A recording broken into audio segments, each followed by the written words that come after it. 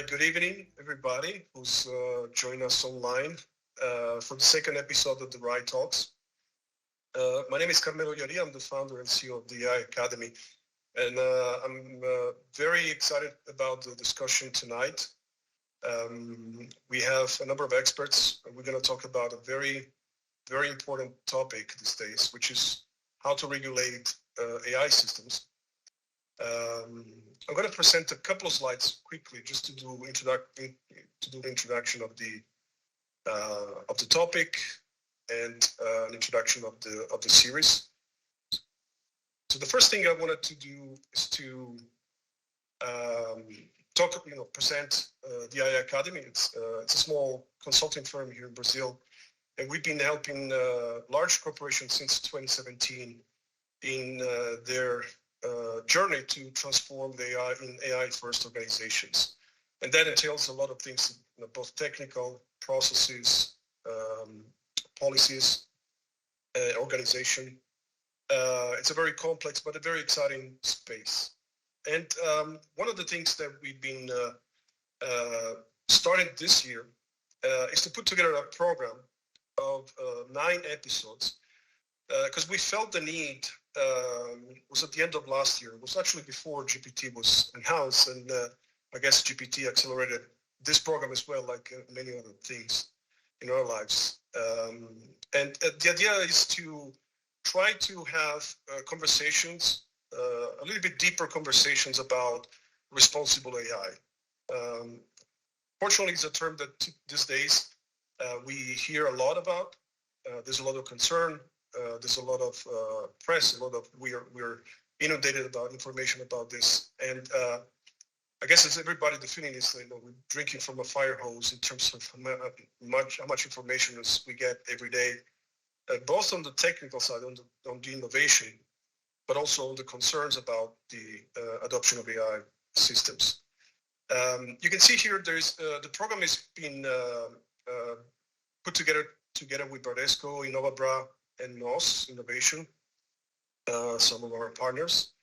And we had the first episode around human AI interactions in March. That was a very exciting event. We are going to publish all these things in our YouTube channel and also on our podcast on Spotify. I'll send a link to everybody that joined this event. The second episode, like I said, is going to focus on regulations. We think it's very, very appropriate, very timely topic. But you can see here, we classified different episodes in different buckets, in different classes, to talk about responsible AI from a culture perspective, from a process perspective, from a technology, and from a compliance perspective. So today we have, again, the honor to have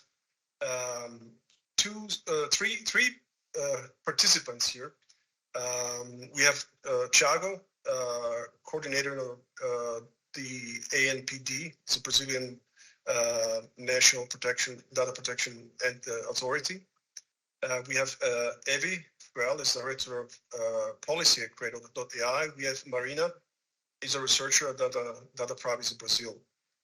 And so what we thought we would do, the way we structured this 45-50 minutes we have together, is we're going to have Thiago start presenting a little bit about what has been done in Brazil about AI regulation. Then we're going to pass the ball to Evi, and then we are going to have a panel discussion all together to discuss this issue and have some questions. So with that, I wanted to ask Thiago if he can introduce himself and do a presentation.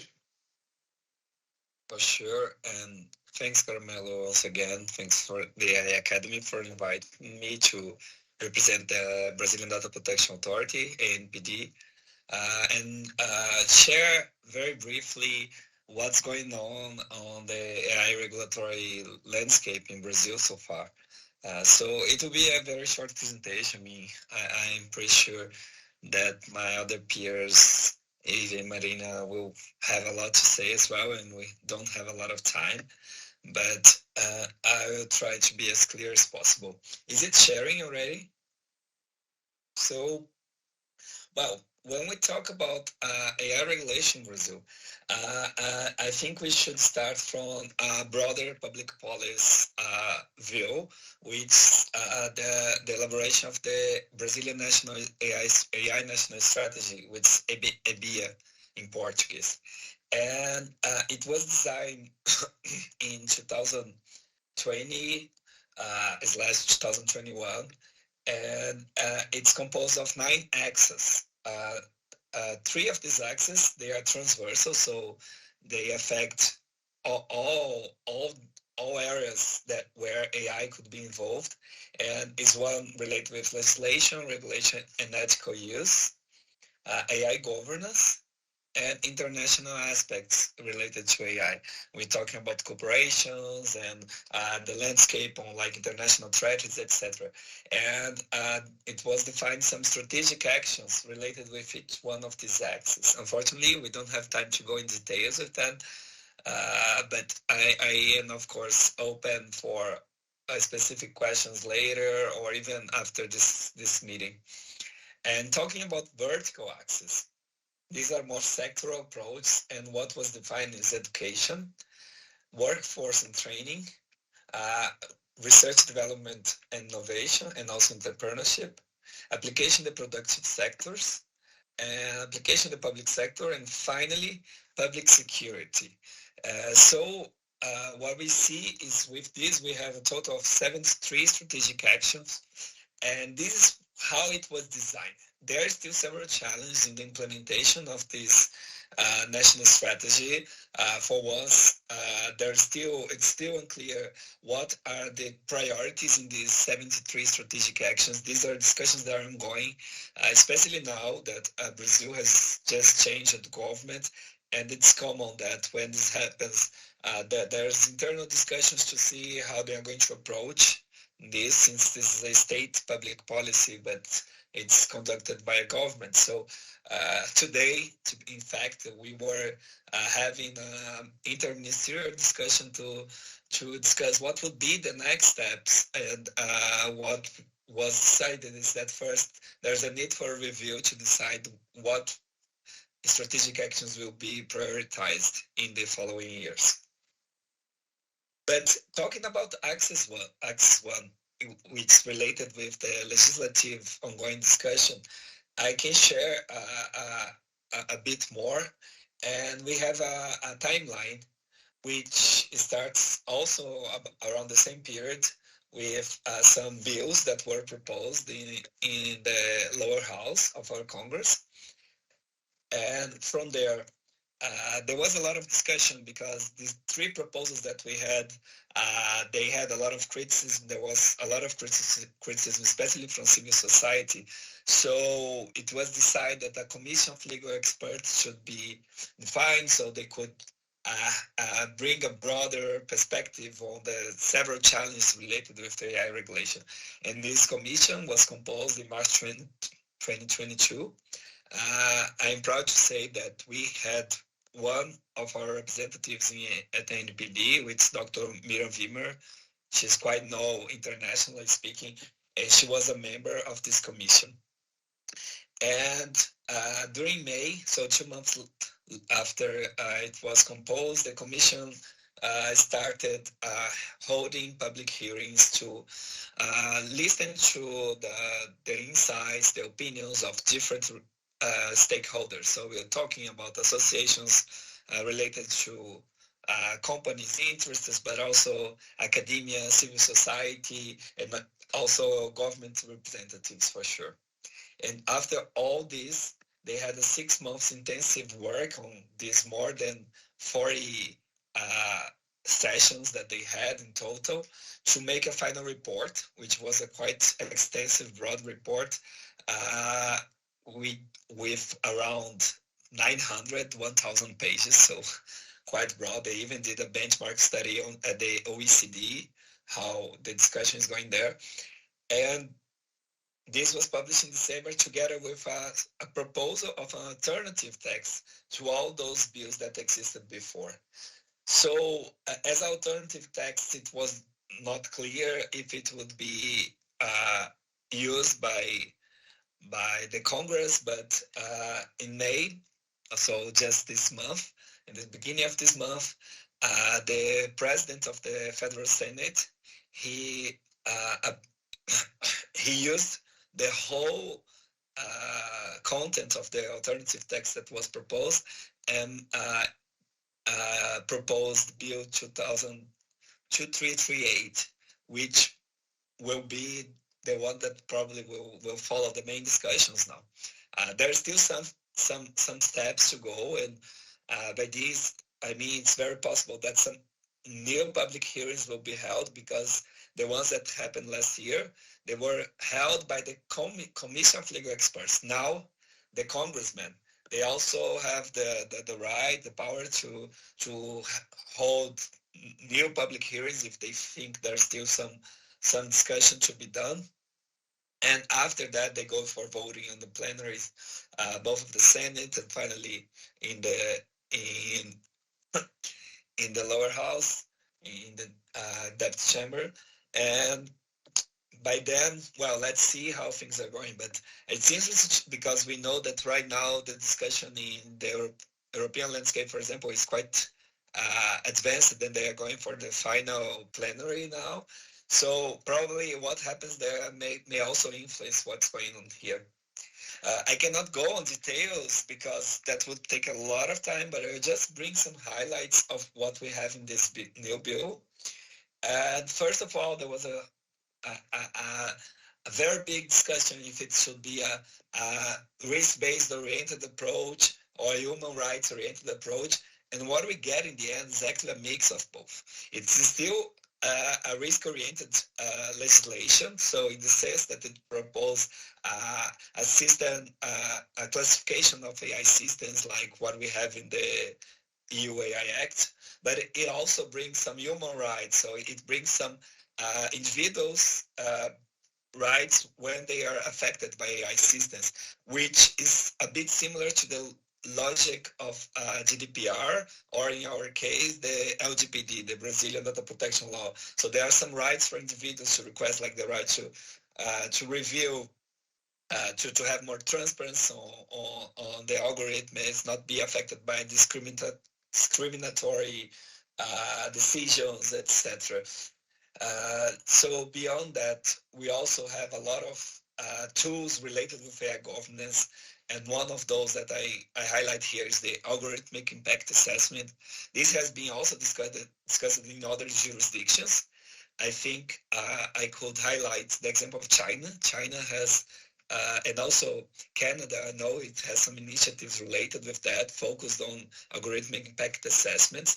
But we also are having this discussion at the European level, as far as I am aware. So these are risk management governance mechanisms that would be part of this regulatory framework.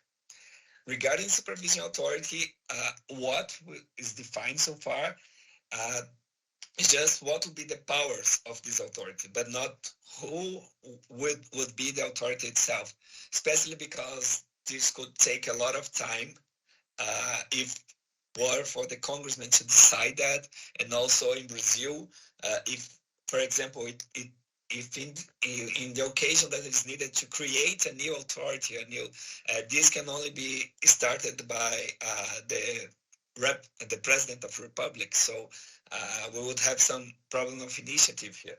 So what we have in the legislation is just that the supervisory authority would have a role to coordinate. Since we are talking about a technology that affects many sectors, we cannot take the space and the expertise of like the health sector, the health agency, or like the telco regulator agency, etc. So this authority would have a more transversal role of trying to bring guidelines to guide what these agencies, these other regulators would do in the specific sectors. So that's the proposal so far. There's also some discussion on civil liability, and that's also a topic that still has a lot of room for discussion of how it would be the approach. What's more sure so far is that there will be, at this moment, no legal personality for AI systems. So we are not talking about an AI being liable itself, but its operators or its designers. But it's still not closed at the discussion. There's a suggestion that this approach should be similar to what we have in consumer legislation, right? So something about like solidarity. I don't know if that's the expression in English, but like all the parties involved could be eventually liable depending on the context, and then they first deal with what the harm they created for the consumer, for the individual, and then after they deal within themselves who would take the higher share of the compensation damage. And finally, there are provisions for innovation fostering. And I call the attention for sandbox, regulatory sandbox is one of the proposals. We also have something similar in the AI Act. And talking specifically of the ANPD, we are at this moment trying to explore a bit of a regulatory sandbox. So we are designing a pilot program focusing on AI. And we believe in the future, I mean, within some months, we might share we were going to hold a public consultation on what we are designing at this moment of our regulatory sandbox. So this is what I was just saying. We are designing this pilot in cooperation with CAF, which is the Development Bank of Latin America. You can find more information on our website. And that's it. I believe that's what I can do in such a short time, but I still could stay for like 5 or 7 minutes for 1 or 2 questions. Thanks. Awesome, Thiago. Thank you so much. That's we rushed through lots of content. It's very rich. Of course, this not this can only be the initial step of the conversation, right? There's a lot of complexity around this. But it's interesting the aspects, you sharing with us a little bit of the history, a little bit about what is the scope, I guess, of the 2338, right, as it's shaping up for Brazil. In the interest of time, since I know you need to run to another event now, but maybe one question before you leave. I just want to ask you. I think you touched a little bit upon the fact that it's not clear who would be the regulatory entity body that is going to enforce these policies and manage it. I wanted to ask you if there's any. I think you did a good job in describing the fact that it's going to be probably some entity that is going to coordinate across multiple verticals. But I wanted to ask you something beyond Brazil as well, right? So because we know, this regulating AI in one country is important, it's good, but it's not by no means sufficient given the impact that it's going to have on the life of everybody around the world. I was reading an article the other day. It was like 2-3 days ago. MIT Tech Review that was suggesting a few international bodies that could potentially help regulate this across country. And I don't know if you've seen the article, but there was a few suggestions there. Some of them were sort of governmental entities. There's a big effort in Europe. There's a Council of Europe that is building an AI treaty. If I remember well, they say it's going to be ready by November. I don't know. That's they're quite advanced. So, but November still seems very far at the speed we're going.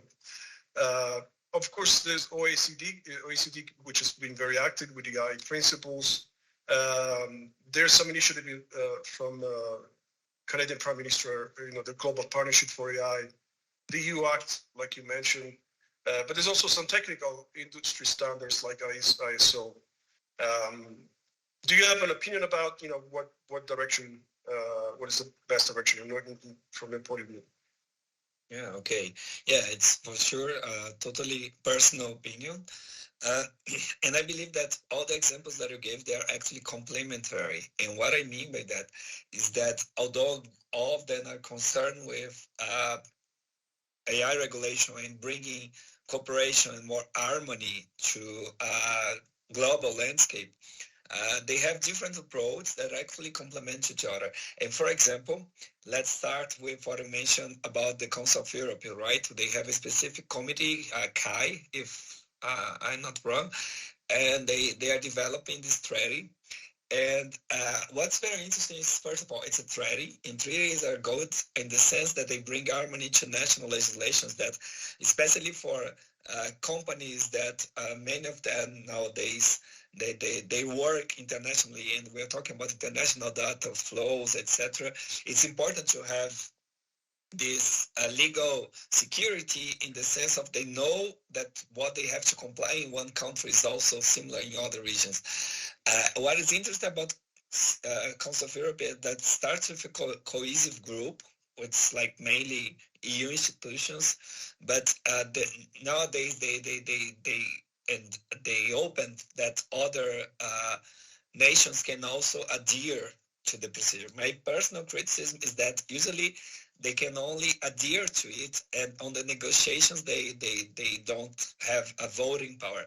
They still can nowadays participate in the whole drafting procedure and bring in their opinion as long as they're invited. But you see, this creates an imbalance that in my personal point of view is not particularly adequate, especially for global South representatives, that many of the times they are not the developers of AI, but they are the one mostly impacted by AI when we talk about individuals and the workforce, etc. But it's an interesting initiative, right? And I think there's something to learn on that. Talking about OECD, what we see, and I talk that because at the ANPD we follow all the meetings of the AI governance working group, and it's very nice to bring technical guidelines which also look for the regulatory landscape. So they're not so technical as a standardization organization like ISO or Nest, but at the same time, they are able to find the in-between, which is very nice because it can translate something tech for regulators and vice versa, you see.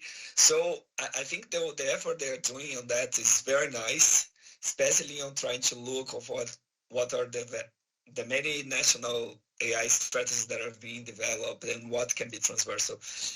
And yeah, finally, for standardizations is when you really make things concrete, right? So that's the nice thing about this, and particularly I am quite curious to know more about Nest, what they are doing, because the ARMF risk management framework that they propose is quite interesting.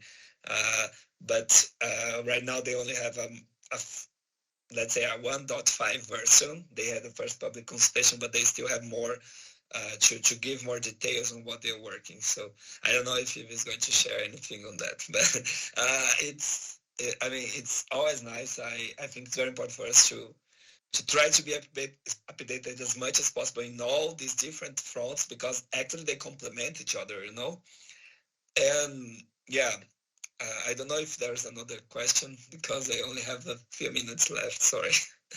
No problem. I think that's a great answer. I mean, I love the way you explored the pros and cons of different options. So I think we'll keep it at just one question for now, so we have some time for the other presentation as well.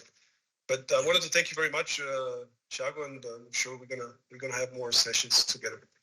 Yes, for sure. And I want to thank you as well. And tell sorry again for even Marina, but I'm sure I'm going to watch after what you're going to teach today. And I'm sorry for having a sore throat. This just happened like 2 days ago. I was okay on Monday, right? But now I am like this. Maybe I'm speaking too much these days. I'm coughing like crazy now. I don't know what. Yeah, crazy weather as well. But all right, thanks a lot. Thank you very much, Chuck. Okay? Thanks. And see you. Awesome. Thank you. Wow, that's quite an introduction to start. Now I want to pass the ball to Evi. I want to introduce a little bit about. Evi's got a tremendous amount of experience across multiple legislation and different bodies. So she's actually overseeing the global policy at Credo.ai. It's a startup in the US that is focusing as a platform that helps enterprise to manage and governs the AI responsibly. So I'm pretty excited that she accepted the invitation, and she's going to talk about how to do the regulation and still maintain the innovation, responsible innovation in AI. So very excited about your talk, Evi. Thank you so much, Carmelo. And I'm just going to pull up my slides here, so let me know as soon as you're able to see them. I'm just going to talk about four things today in my presentation, some key elements as I see them of the overall AI policy, regulations and standards landscape, just adding to what Thiago already touched on, certainly for the standards ecosystem, but I wanted to focus on three things that happened just this month. So just in May of 2023 alone, we've had a lot of action already, and I think these are top of mind for many people. So the OSTP announcement on May 4th, the European Parliament vote on May 11th, and the Senate Judiciary Subcommittee hearing on May 16th. So starting with some of the elements of the AI policy landscape overall, I want to note that this particular slide is just a snapshot of the broader landscape. So the process of knowing these policies typically requires a lot of time and expertise, and it's constantly evolving. So I will say that tools like Credo can help scale and automate this process, but it is very useful to try and understand the synergies between different AI regulations at the federal, state, and local level in the United States, and then expand more globally. So if we start just with the United States, we have the White House AI Bill of Rights, which was released in October of 2022 by the Office of Science and Technology Policy. It is non-binding, but it is a comprehensive approach to a rights-preserving process for AI developers. The Federal CIO Alpha Algorithmic Impact Assessment from the U.S. Chief Information Commissioner's Office is actually just an alpha version that has been published on the CIO website. It's about 12 pages of Q&A questions for enterprises to help guide them through understanding their own risks, mapping out what their model is for, and understanding what type of data they're using. It's relatively preliminary. It's actually very much so based on the Canadian model that Thiago already referenced, and it doesn't have an outcome like a governance artifact or a model card or impact assessment, and the CIO is still seeking impact on this, but it's a nice rough draft for enterprises that are looking to start somewhere. We have the Equal Employment Opportunity Commission, which issued guidance on the Americans with Disabilities Act. So this is a technical assistance document that was meant for enterprises to explain how the ADA requirements apply to AI and how compliance practices can be used when using an automated employment decision-making tool. So the EEOC actually asked for more comments on this guidance in January, earlier this year, but this is another really useful piece in the U.S. Considering the amount of enterprises that are using AEDTs. The Department of Defense issued Defense Innovation Unit Responsible AI Guidelines in November of 2021. These are also non-binding, but they are a very practical and implementable resource for companies that are working in defense and the public sector. We also have the draft American Data Privacy Protection Act bill, ADPA. This was introduced in the U.S. Congress, and the last action that was reported on it was that it was amended by the Committee on Energy and Commerce in December of last year.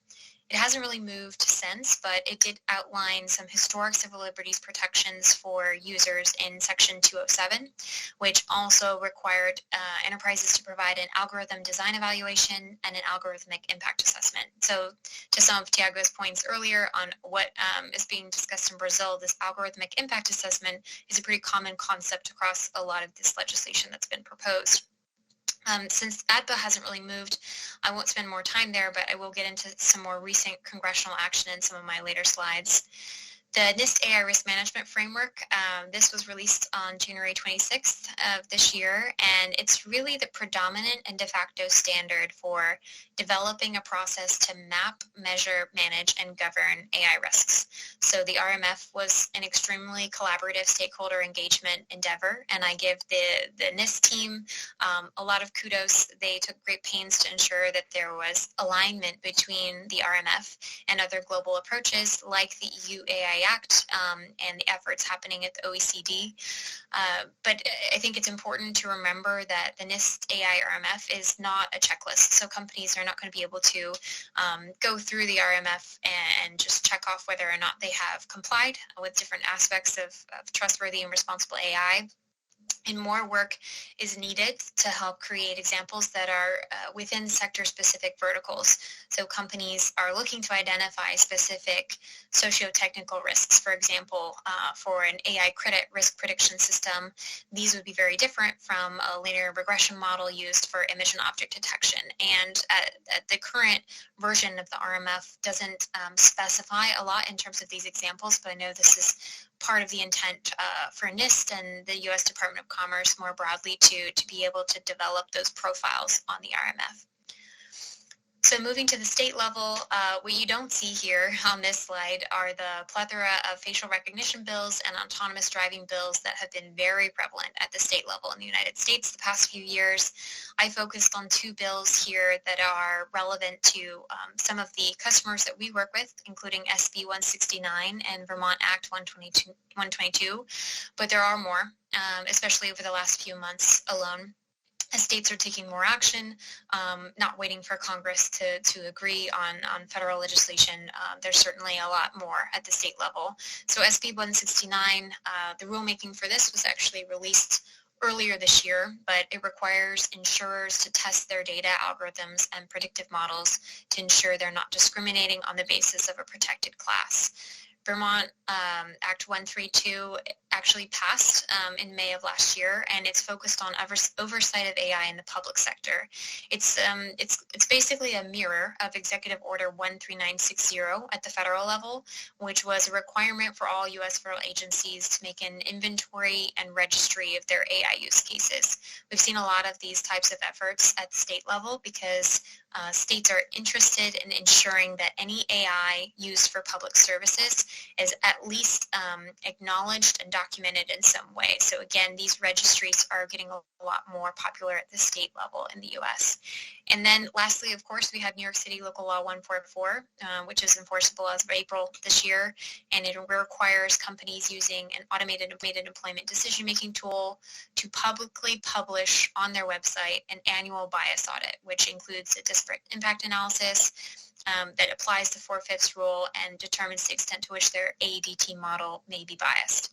So in the interest of time, I know we're quite limited, I'm going to move on to the global landscape. At the global level, we've seen the European Union's efforts to regulate, including the EU AI Act and the AI Liability Directive, amongst other pieces of legislation like the Digital Services Act, which also includes an annual risk assessment for companies that are designated as very large online platforms, or VLOPs. There's ongoing work in Canada, as Thiago has already mentioned, the Canadian Impact Assessment and Bill C-27. Although this is a very strict bill by any standards in the global landscape, it's on a longer timeline for enactment. So we're looking maybe at 2025 for something like C-27 to be a reality in Canada, although the Standards Council has been very active in Canada. The UK has taken a really hard look at how to empower existing federal agencies with the tools and resources they need to regulate AI. So to your previous question, Carmelo, I think there is diversity in how different regions are looking at this question globally of, do we need a new government agency, a new body to regulate AI specifically? And I think that question is still an open one, but one that the UK is taking a distinctly different approach to than the European Union. And the Center for Data Ethics and Innovation in the UK has done a lot of great work with the British Standards Institute to develop research into AI assurance specifically. Singapore has their AI model governance framework, implementation and self-assessment guide for organizations, which is quite practical. And the AI Verified project is really picking up steam as they are trying to set more global standards on AI and develop the AI assurance and standards ecosystem. NATO published their principles of responsible use, which include lawfulness, responsibility and accountability, explainability and traceability, reliability, governability, and bias mitigation. Lots of abilities. And they plan to iterate further on this, especially with their Data and Artificial Intelligence Review Board, or the DARB, which launched in October of last year and includes the engagement of all the NATO allies. So I do think it's a pretty powerful convening body. Last but certainly not least, we have the international standards bodies. There's only a few listed here, but ANSI, ETSI, IEEE, ISO, and CENELEC all continue their work on creating the standards that will underpin a lot of this legislation that we've discussed already. So just to narrow the scope, let's talk about a few major things that happened in May. The White House announcement on the 4th included a $140 million investment in R&D. This was intended to launch 7 new national AI research institutes. This brings the total number of research institutes in the United States up to 25. And these are intended to pursue transformative AI advances that are ethical, trustworthy, responsible, and serve the public good, which is a little bit more emphasis on safety and rights-preserving approach than we've seen with R&D investments in the U.S. in the past. And the focus for these particular institutes will be climate, agriculture, energy, public health, education, and cybersecurity. There will also be a foundation model public hackathon in August, and the OMB plans to issue policy guidance on federal procurement of AI. So we'll look towards the hackathon in mid-August in Las Vegas, where Anthropic and Google, Hugging Face, Microsoft, NVIDIA, OpenAI, and Stability AI have all committed to red team their foundation models. And there's a significant interest from the White House in particular on regulating or developing guardrails for generative AI specifically. The OMB, again, they will release their draft guidance for public comment this summer, and that's focused on public sector use of AI. So what happened the week after that? Then the European Parliament voted in agreement on their official position on the EU AI Act. So on May 11th, the Parliament's Civil Liberties and Internal Market Committees jointly adopted the text and the proposed changes to the Commission's proposal. And you can see the timeline here. The next step is a plenary vote on June 14th. And if they move forward with that adoption, this kicks off the trilogue process, which is really the final stage of the EU's legislative process. Once agreement there is reached, hopefully under the Spanish Council presidency, the text will be final in December of this year. So you're probably wondering, did anything happen the week after that? Yes, it did. On May 16th, the U.S. Senate Judiciary Committee's Subcommittee on Privacy, Technology, and Law held a hearing entitled Oversight of AI, Rules for AI, and the world was watching because Sam Altman, the CEO of OpenAI, was testifying alongside Christina Montgomery from IBM and Gary Marcus, who's a professor at NYU. There are many reasons why this particular hearing mattered, but not least of all because this committee includes some heavy hitters, I would say, in the U.S. Congress who are known to be actionable and able to work across the aisle in a bipartisan manner, including the chair of the committee, Senator Richard Blumenthal, who has been an advocate for personal privacy protections and responsible innovation for quite some time. So what was mentioned in the hearing, several bills, as they typically are, were brought up by senators in this hearing as needing to be reintroduced. A couple that I think are worth mentioning are Senator Welch's Digital Commission Act. He noted that 2/3 of the witnesses agreed that the United States needs an independent commission to regulate AI. There's a lot of discussion on the pros and cons of creating this, but I think this act is one worth watching as it may be moving in Congress if there's support for that. Senator Klobuchar's Platform Accountability Transparency Act. This is a little bit more focused on social media companies and how they share data with the public and researchers, but it's likely to be reintroduced for a markup in June. Senator Coons wants to have more hearings on the impact of AI on patents and copyright specifically. So this is, again, I think another issue that's been brought to the forefront by generative AI, and there's definitely an interest from Congress in trying to address this. Senator Ossoff, he issued sort of a warning, I would say a fair warning, that any technology companies, including OpenAI or IBM, that may be using AI systems to engage children with any perverse results, or using their system to maximize the use of technology by children specifically, is something they're going to look very harshly upon, and that they plan to introduce legislation that addresses this. So if we want to look at who wants to act in Congress, there are quite a few names here, quite a few members: Senator Josh Hawley, Senator Richard Blumenthal, Senator Gary Peters, Representative Ted Lieu, and I did want to mention Senate Majority Leader Chuck Schumer, who in April launched his own framework to regulate AI, and is really concerned about the protect pillar of that, which is kind of a unique aspect that includes a lot of conversation on the U.S. leadership of AI development. So some of the policies that were proposed in this particular hearing, which I think are relevant to our discussion today, were ideas like a safety review for AI systems that's similar to what the U.S. Food and Drug Administration uses, a nimble monitoring agency. So again, back to this question you posed, Carmelo, and what we've discussed, and I look forward to discussing more with Marina, is, what kind of regulatory agency or body needs to regulate AI? Should it be new, or should we be empowering existing legislators and regulators? Funding and I think research geared specifically towards AI safety.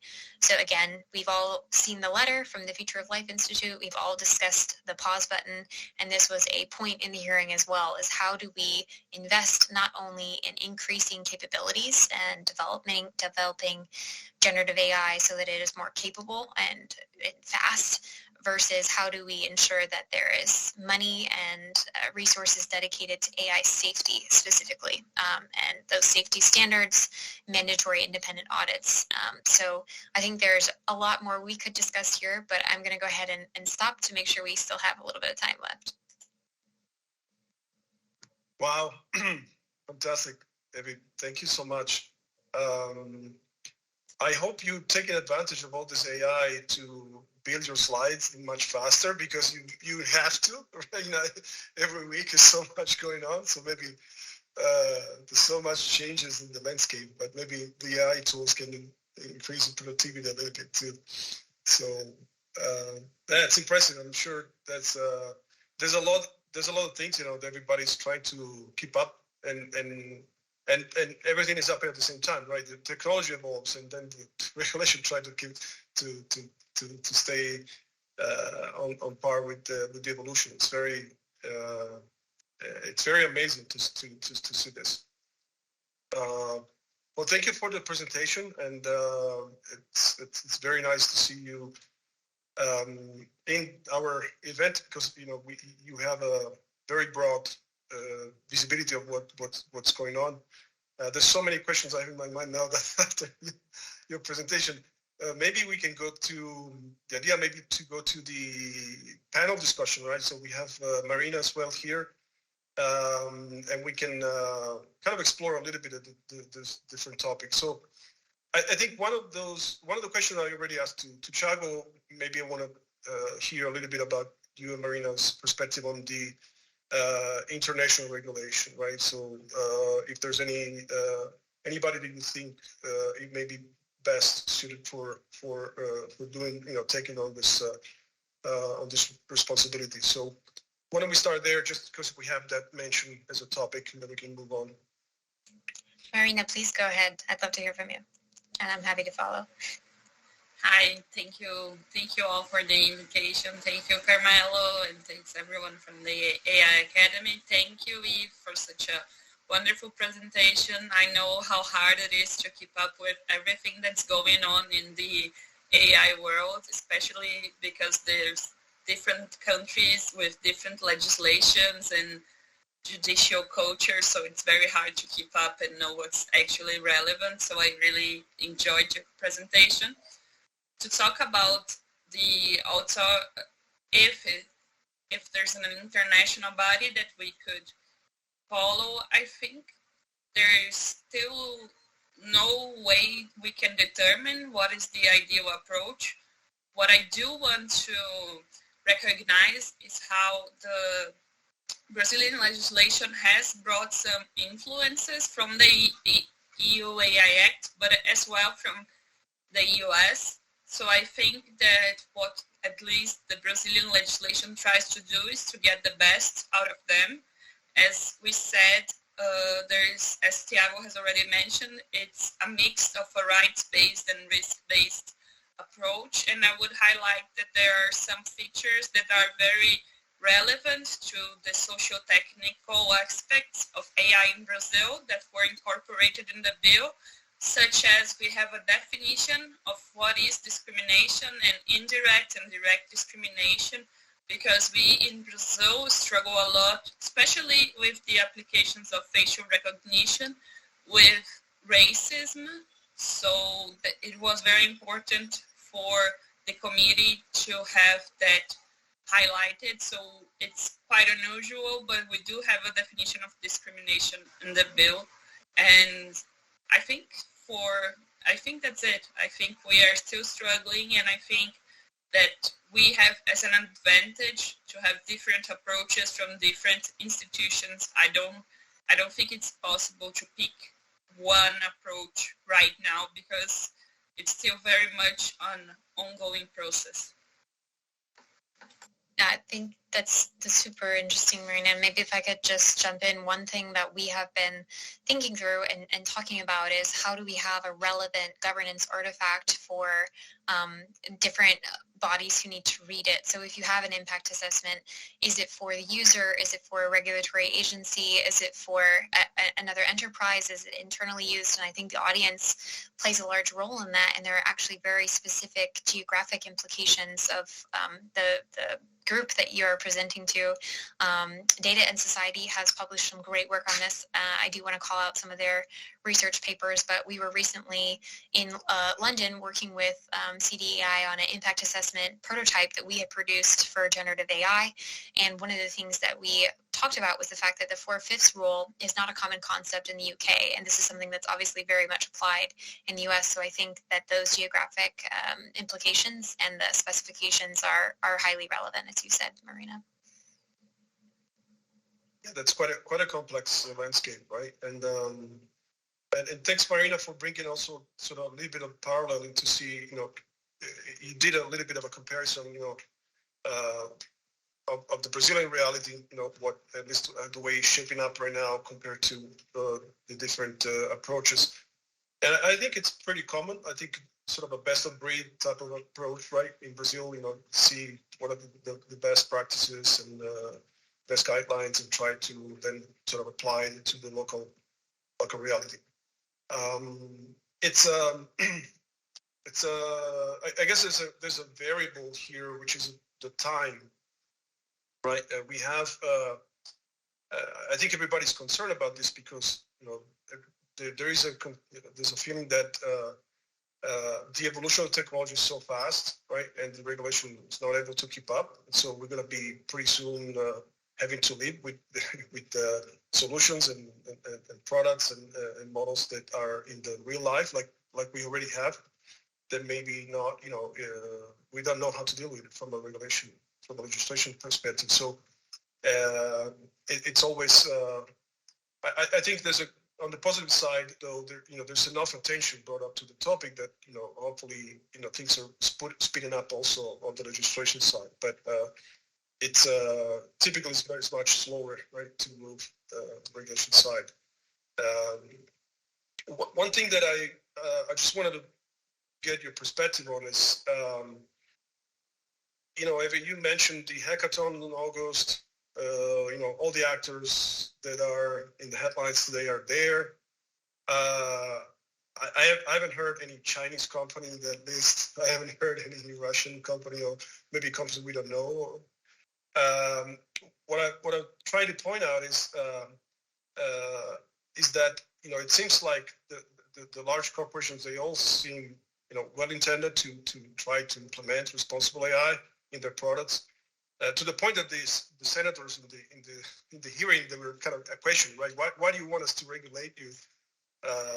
And I think what comes in mind is a little bit maybe what Jeffrey Hinton has mentioned in his recent comments, is that he's more not a concern about the technology, is concerned about the world that this technology is coming into in the political environment, because the bad actors are going to be there. The bad actors are going to use open source models. They're not in the hearing. They're not there to try to show their position, right, their responsibility, right. And so I little bit of, I think it's like you guys say, it's a social technical challenge, right? But it's a lot to do with the world we live in, the way we regulate things, the way we control. It's a lot less. I guess I'm much less concerned about technology itself. I mean, on that side, you can hear Ilya right there from OpenAI is spending more than 50% of his time on safety right now, right? He's trying to really build in guardrails and building human in the loop technique. So they all want to do the right thing. So how do you think, what is the timeline? How fast can we need to go from a regulation perspective, so that the bad actors are not going ahead of the game, right?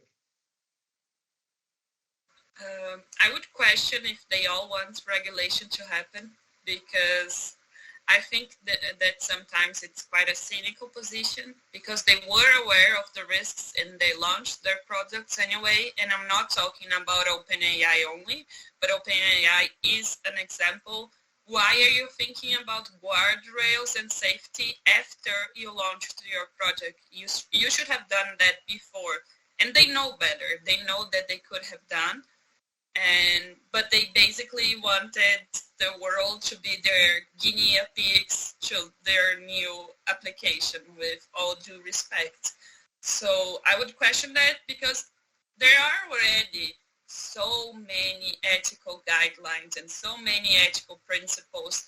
And this is a big discussion in Brazil, because some people argue that Brazil is not ready to regulate artificial intelligence, and that you would delay innovation, and that companies can regulate themselves. But if they could, they would have done it already.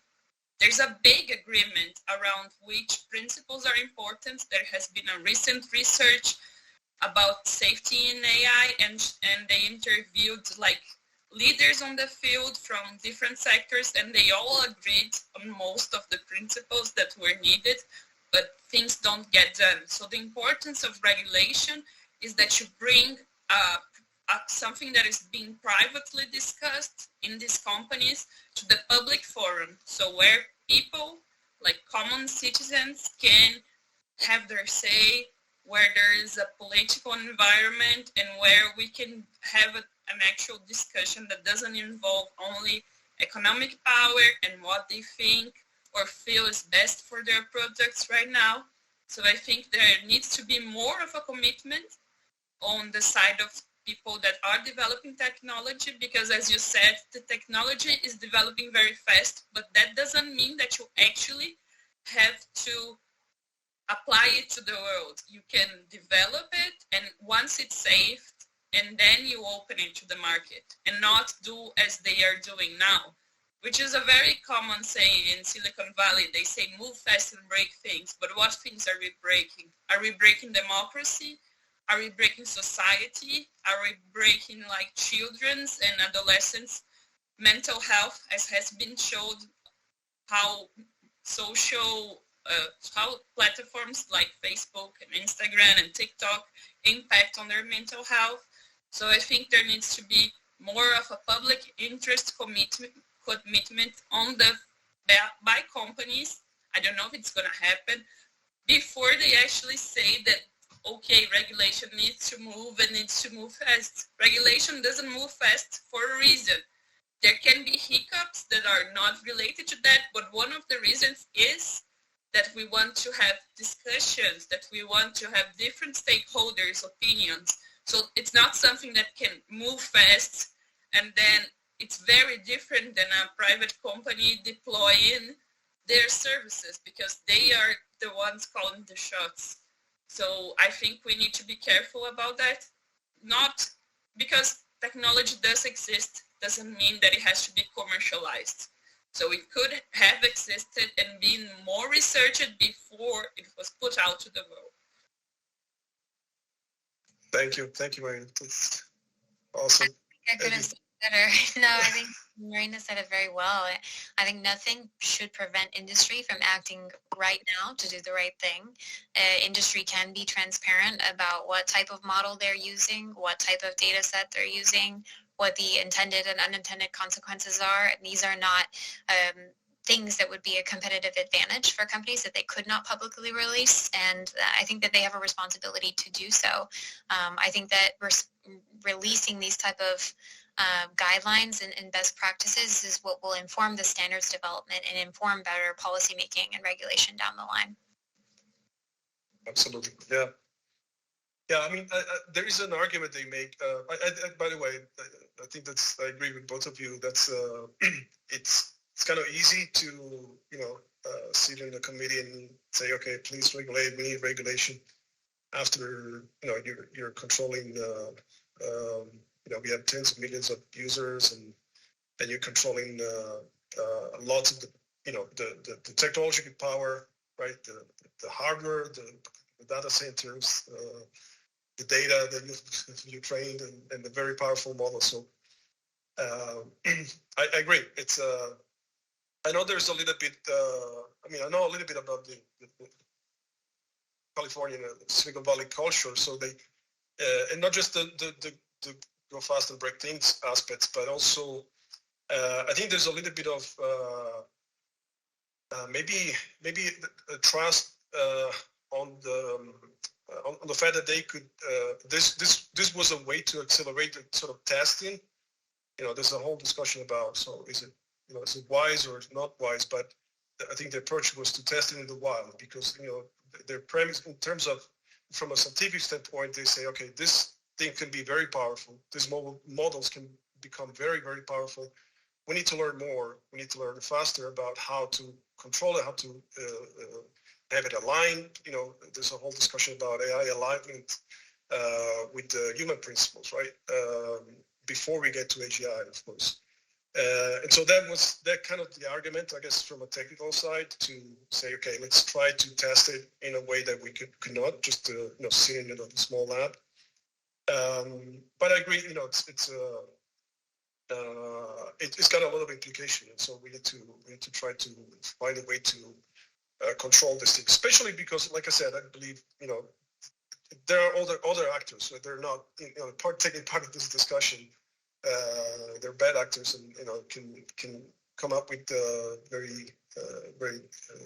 very dangerous solutions. So they don't have the same level of the same ethics that maybe most of these companies have. All right, so check here. So we actually went over a little bit. I could stay here for a long time, but I know you both have lots of important things to do. Evi's got a big appointment tomorrow for some things, but also Marina, I'm glad we caught you before you sort of leave the country, because I know you're going soon overseas to study. So congratulations for that. So I just wanted to thank you for the session. It was really, really exciting. We only had a little bit of time, but it was good enough to cover a lot of ground and get some profound opinions here. So that was, I think, on my side, mission accomplished. Thank you so much. I do want to leave before we close. I just want to leave the audience with just an invitation to for the next episode.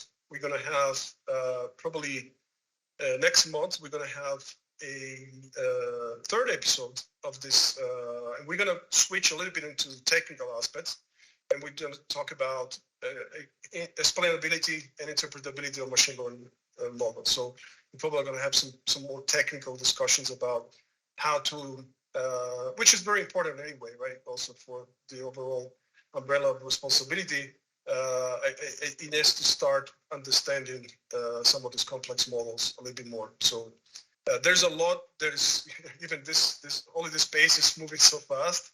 It's amazing. There's some very interesting things, especially because now maybe we know a little bit more than we did maybe 3-4 years ago about interpretable traditional machine learning models. Now we need to understand how to monitor and to validate large language models and generative AI models. So there's a whole set of new techniques that we need to quickly learn about, so we can deploy AI in a responsible way. So thank you so much, and thank you for joining, everybody, and thank you, Evi, again, and Marina, and Thiago that was here with us.